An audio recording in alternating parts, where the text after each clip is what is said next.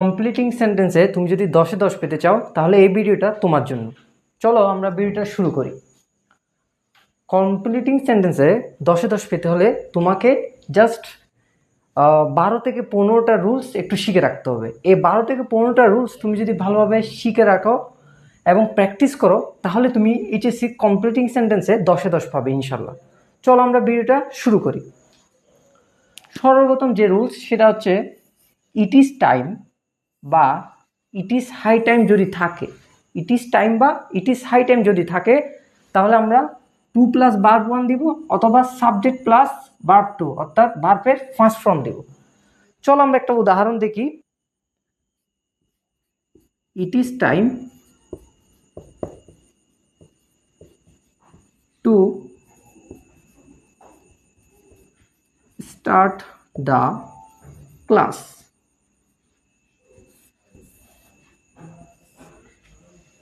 এটা হচ্ছে এই ফার্স্ট রুলসের উদাহরণ।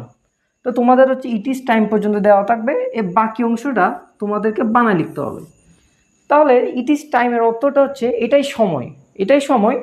তা আমি হচ্ছে টু প্লাস ভার্ব ওয়ান এটা দিয়ে আনসারটা করছি। টু প্লাস ভার্ব ওয়ান, এই যে টু প্লাস স্টার্ট ভার্ব, ভার্বের প্রেজেন্ট ফর্মটা রাখছি। টু স্টার্ট দ্য ক্লাস, ঠিক আছে। To start the work, to do the work, কাজটা করার এখনই সময়, ঠিক আছে। টু প্লে দ্য সং, গানটা শোনার এখনই সময়। টু রিড দ্য বুক, বুকটা পড়ার এখনই সময়। অথবা তোমরা বলতে পারো it is time, it is time না ইট ইজ হাই টাইম দিই আমরা।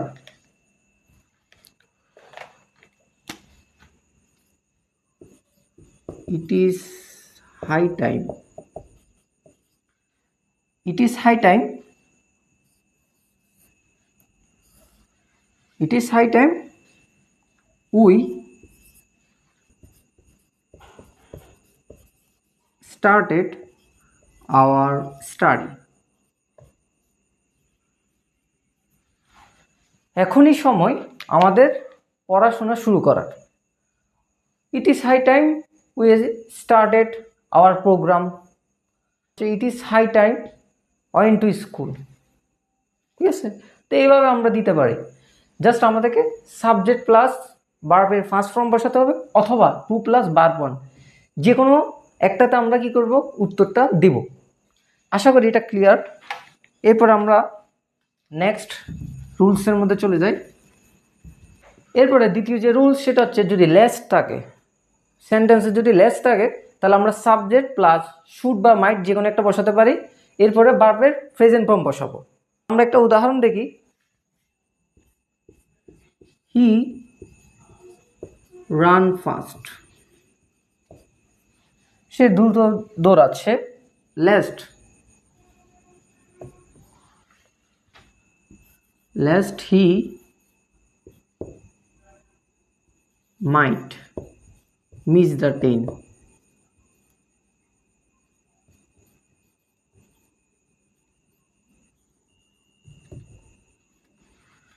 তোমাদের প্রশ্নে দেওয়া থাকবে জাস্ট এতটুকু, হি রান ফার্স্ট লাস্ট পর্যন্ত।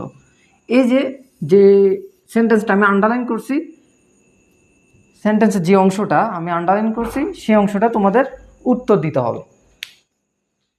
তো এখন এখানে যে লেস্ট আছে, সেন্টেন্সে কি আছে লেস্ট। তো লেস্ট যেহেতু আছে আমাদেরকে এই স্ট্রাকচারটা ফলো করতে হবে। সাবজেক্ট প্লাস শুড বা মাইট যে কোনো একটা আমরা বসাতে পারি, যেটা অর্থবোধক হবে বেশি সেটা আমরা বসাবো। এরপরে ভার্বের প্রেজেন্ট ফর্ম বসাবো। তো আমি এখানে মাইটটা বসাইছি, মাইটটা এখানে বেশি অর্থবোধক হচ্ছে, সুন্দর লাগতেছে এবং এই সেন্টেন্সের সাথে ভালো শোনা যাচ্ছে, এই জন্য এটা বসাইলাম। তো হি সে মাইট মিস দ্য ট্রেন, সে জোরে দৌড়াচ্ছে যাতে কি সে ট্রেনটা মিস না করে ফেলে, যাতে সে ট্রেনটা মিস না করে ফেলে। তো এখানে আমরা হি মাইট মিস দ্য ক্লাসও দিতে পারি, যাতে সে ক্লাসটা মিস না করে ফেলে, ঠিক আছে। তো এইভাবে করে আমরা কি করব এই সেন্টেন্সটাকে কমপ্লিট করব। স্ট্রাকচারটা কি সাবজেক্ট প্লাস শুড বা মাইট, এরপরে ভার্বের প্রেজেন্ট ফর্ম বসাবো। তারপর আরেকটা উদাহরণ দেখি আমরা, ওয়ার্ক কেয়ারফুলি। ওয়ার্ক কেয়ারফুলি, সাবধানে কাজ করো। লেস্ট যদি না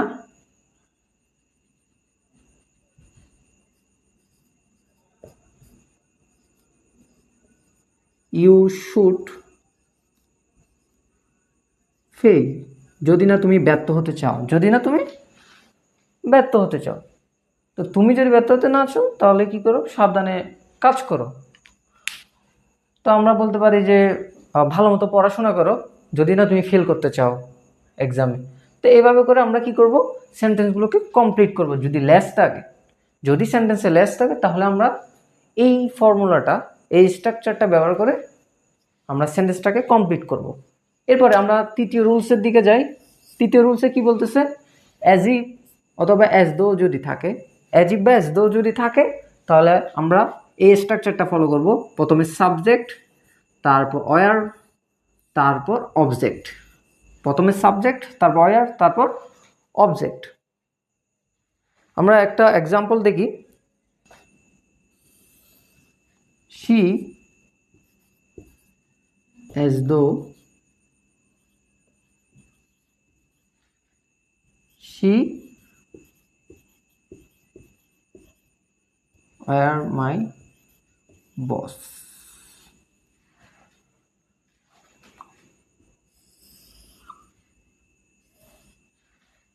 সে এমন আচরণ করতেছে যেন সে আমার বস।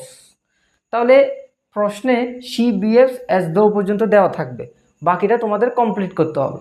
তো আমাদের স্ট্রাকচারে প্রথমে সাবজেক্ট বসাতে হবে। তার সাবজেক্ট শি নিলাম, সে এমন ব্যবহার করতেছে, সে এমন আচরণ করতেছে। তো যেহেতু এখানে সাবজেক্ট প্রথম যে সেন্টেন্সটা আছে সেটাতে শি, তাই আমরা পরের সেন্টেন্সে শি নিলাম। এরপরে অয়ার বসালাম স্ট্রাকচার অনুযায়ী, এরপর একটা অবজেক্ট দিলাম মাই বস। আশা করি এটা ক্লিয়ার। এরপরেরটাতে আমরা যাই। এরপরে চতুর্থ যে রুলসটা সেটা হচ্ছে, সোর্ডেড যদি থাকে তাহলে আমরা এই স্ট্রাকচারটা ফলো করব। প্রথমে সাবজেক্ট বসাবো, তারপর ক্যান বা কুড, তারপর ভার্বের প্রেজেন্ট ফর্ম। তো আমরা একটা এক্সাম্পল দেখি। হি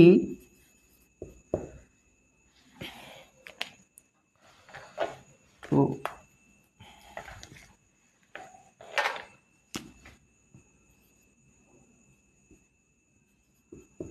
হি স্টাডিজ হার্ড, সে অনেক কঠোর পড়াশোনা করতেছে। সো ডেট যাতে he can pass the exam, সে পরীক্ষায় পাশ করতে পারে।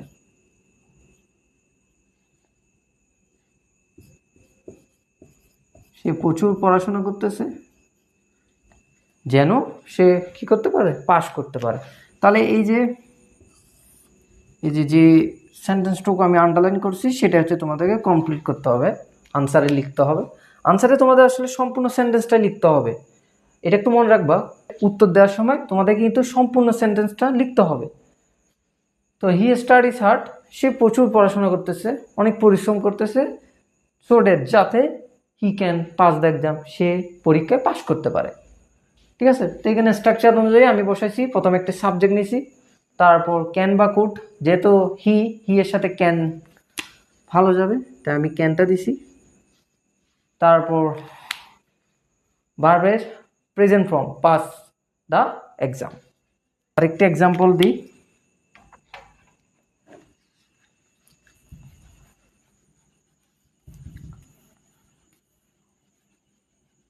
আমি এক্সাম্পলগুলো দিচ্ছি যাতে তোমরা সহজে রুলসগুলো বুঝতে পারো।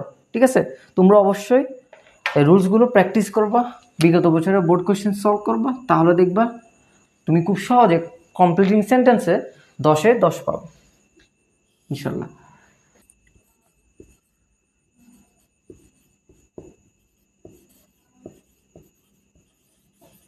She whispered so that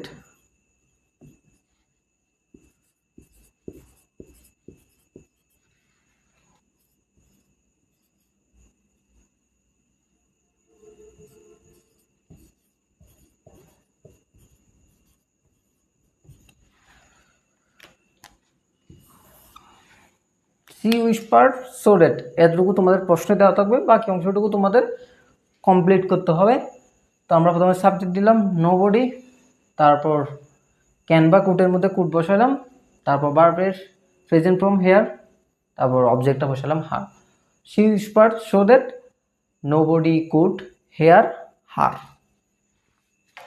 she whispered so that nobody could hear her. আচ্ছা, আমরা এর পরের রুলসটা একটু দেখি। আশা করি এই 4টা রুলস তোমরা ক্লিয়ারলি বুঝতে পারছো। আমি এর পরেরটাতে যাচ্ছি।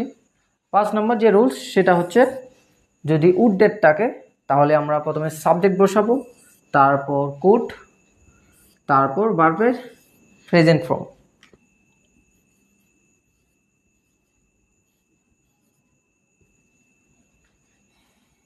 এখন আমরা একটা এক্সাম্পল দেখি। উড ডেট আই, ধরো তোমাদের এতটুকু দেওয়া আছে প্রশ্নে, উড ডেট আই, বাকি অংশটুকু তোমাকে কমপ্লিট করতে হবে। তো আমাদের যে স্ট্রাকচার, প্রথমে এখানে কি বলছে, সাবজেক্ট হবে, তো সাবজেক্ট দেওয়া আছে, এরপর আমাদেরকে কুড বসাতে বলছে, তো আমরা কুড দিব। এরপরে বলছে ভার্বের প্রেজেন্ট ফর্ম বসাতে, তো আমরা একটা ভার্ব নিলাম, প্রেজেন্ট ফর্ম বসালাম, would that I could fly in the sky.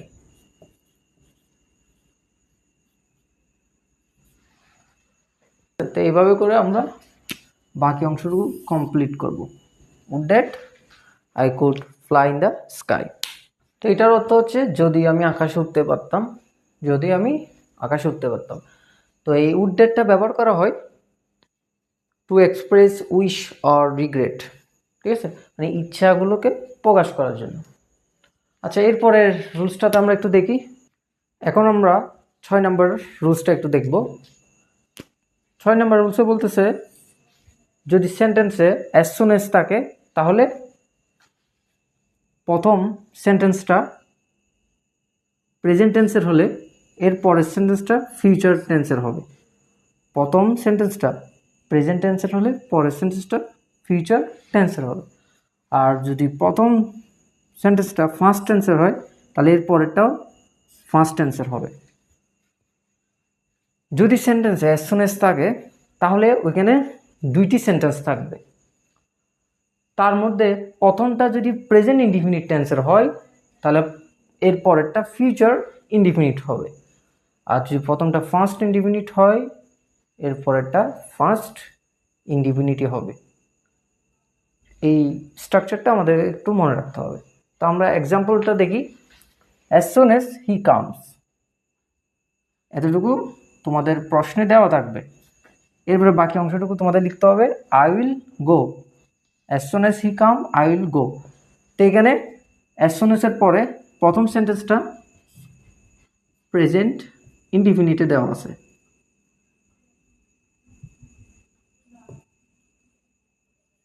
এই জন্য পরের সেন্টেন্সটা ফিউচার ইনডিফিনিট হয়েছে। আশা করি এখন আমরা বুঝতে পারছি। আরেকটা উদাহরণ দেখি। As soon as he arrive, সে পৌঁছানো মাত্র it started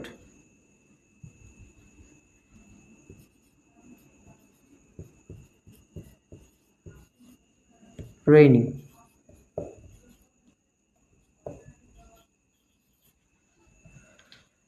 as soon as he arrive, সে পৌঁছানো মাত্র বৃষ্টি শুরু হলো, ইট স্টার্টেড রেইনিং। তো এখানে অ্যাজ সুন এজের পরে প্রথম সেন্টেন্সটা ফার্স্ট ইনডিফিনিটে আছে, এই জন্য পরের সেন্টেন্সটাও কি হয়েছে, ফার্স্ট ইনডিফিনিটের হয়েছে। আশা করি ক্লিয়ার। তো অ্যাজ সুন এজের ক্ষেত্রে আমাদের এই 2টা স্ট্রাকচার ফলো করতে হবে। যদি প্রথম সেন্টেন্স প্রেজেন্ট ইনডিফিনিট হয় পরের সেন্টেন্সটা ফিউচার ইনডিফিনিট হবে, আর যদি প্রথম সেন্টেন্সটা ফার্স্ট ইনডিফিনিট হয় তাহলে পরের সেন্টেন্সটা ফার্স্ট ইনডিফিনিট হবে। আমরা এরপরের রুলসটা দেখি। 7 নম্বর রুলস হচ্ছে, যদি টিল বা আনটিল থাকে তাহলে উভয় পাশে একই টেন্স ফলো করতে হবে। যদি টিল বা আনটিল থাকে তাহলে আমাদের উভয় পাশে একই টেন্স ফলো করতে হবে। আমরা একটা এক্সাম্পল দেখি। এখানে ঠিক অ্যাজ সুন এর মতো দুইটা স্ট্রাকচার ফলো করতে হবে। উভয় পাশে একই টেন্স বলতে এখানে বোঝানো হয়েছে যদি প্রথমটা ফিউচার ইনডিফিনিটের হয় তাহলে পরেরটা প্রেজেন্ট ইনডিফিনিট হবে। ঠিক আছে, ফিউচার ইনডিফিনিট হয় প্রথমটা, তাহলে পরের সেন্টেন্সটা প্রেজেন্ট ইনডিফিনিট হবে। আর যদি প্রথম সেন্টেন্সটা ফার্স্ট ইনডিফিনিট হয় তাহলে পরের সেন্টেন্সটাও ফার্স্ট ইনডিফিনিটই হবে। ঠিক একই অ্যাজ সুন এজ এর মতো। ঠিক আছে, অ্যাজ সুন এজ এর মতো ওই পাশে একই টেন্স বলতে এই দুইটা স্ট্রাকচার ফলো করতে হবে। যদি ফিউচার ইনডিফিনিট থাকে তাহলে প্রেজেন্ট ইনডিফিনিট হবে পরের সেন্টেন্স, আর প্রথম সেন্টেন্স যদি ফার্স্ট ইনডিফিনিট থাকে পরেরটাও ফার্স্ট ইনডিফিনিট হবে। উদাহরণটা একটু দেখি।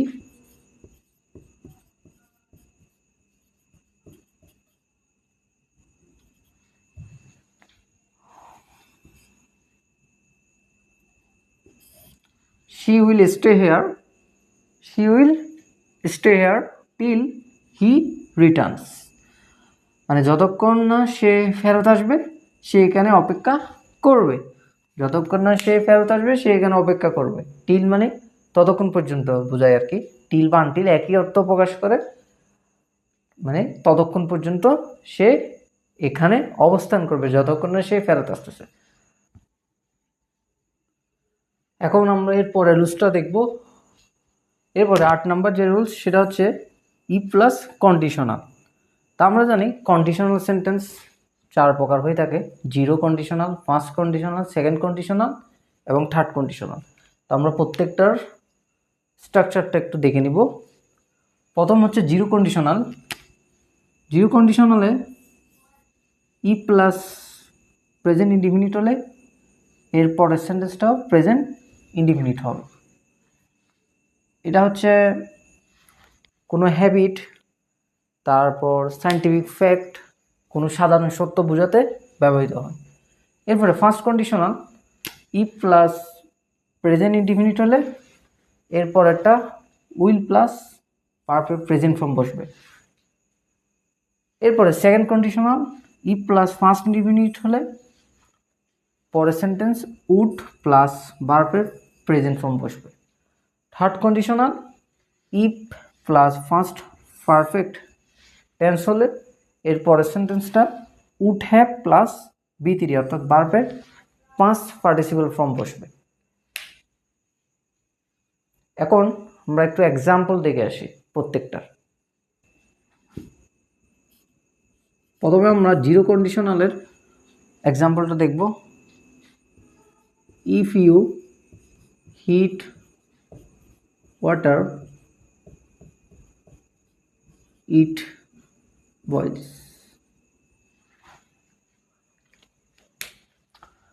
যদি তুমি পানিতে তাপ দাও তাহলে সেটা কী হবে? গরম হবে পানিটা। ঠিক আছে, পানিটা গরম হবে। তাহলে এটা কিন্তু একটি চিরন্তন সত্য। তো যেসব সেন্টেন্স চিরন্তন সত্য, হ্যাবিট, সায়েন্টিফিক ফ্যাক্ট, তারপর হচ্ছে কোনো সাধারণ সত্য বোঝায়, সেগুলো আমরা ফার্স্ট কন্ডিশনাল জিরো কন্ডিশনাল দিয়ে প্রকাশ করি। আমি আবার বলতেছি, সায়েন্টিফিক ফ্যাক্ট, তারপর কোনো হ্যাবিট, তারপর হচ্ছে কোনো সাধারণ সত্য, সেগুলো কি করি আমরা জিরো কন্ডিশনাল দিয়ে প্রকাশ করি। তাহলে এটা কিন্তু একটি সাধারণ সত্য এবং সায়েন্টিফিক ফ্যাক্ট যে পানিকে যদি তাপ দাও সেটাই গরম হবে, উত্তপ্ত হবে। ঠিক আছে, এরপরে আমরা ফার্স্ট কন্ডিশনালের এক্সাম্পলটা দেখব। ইফ ইউ স্টাডি, যদি তুমি পড়াশোনা করো, ইউ উইল পাস, তুমি পরীক্ষায় পাস করবে। এই যে এখানে প্রথম সেন্টেন্সটা প্রেজেন্ট ইনডিফিনিট আছে, আর পরের সেন্টেন্সটা উইল প্লাস ভার্বের প্রেজেন্ট ফর্ম বসছে। উইল প্লাস ভার্বের প্রেজেন্ট ফর্ম বসছে। এটা হচ্ছে ফার্স্ট কন্ডিশনাল এক্সাম্পল। এরপরে আমরা সেকেন্ড কন্ডিশনালের এক্সাম্পলটা দেখব।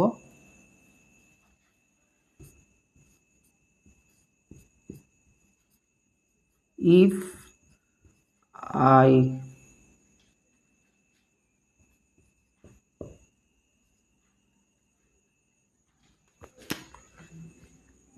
would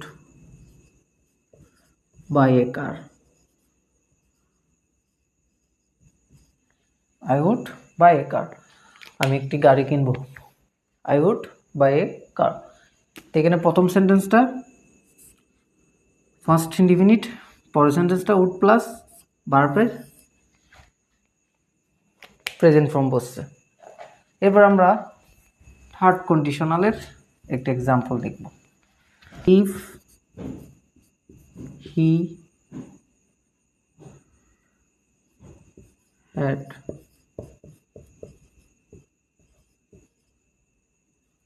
had tried,